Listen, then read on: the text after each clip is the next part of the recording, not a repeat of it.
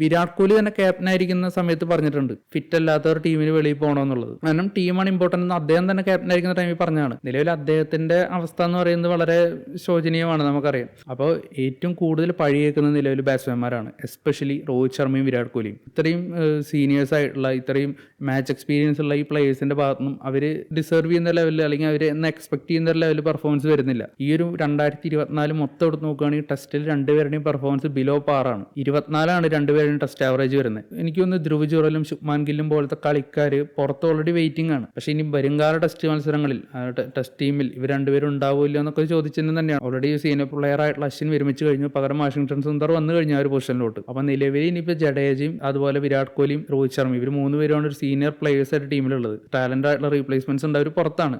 നല്ലൊരു എൻഡിങ് തന്നെ ഡിസർവ് ചെയ്യുന്ന കളിക്കാരാണ് ഇവർ 3 പേരും. ഇപ്പം എന്തായാലും നല്ലൊരു ഇന്നിങ്സ് നമുക്ക് ലാസ്റ്റ് ആയിട്ട് ഇപ്പോൾ സച്ചിനൊക്കെ അവസാന ഇന്നിങ്സിൽ 50 അടിച്ച കളിക്കാരനാണ്.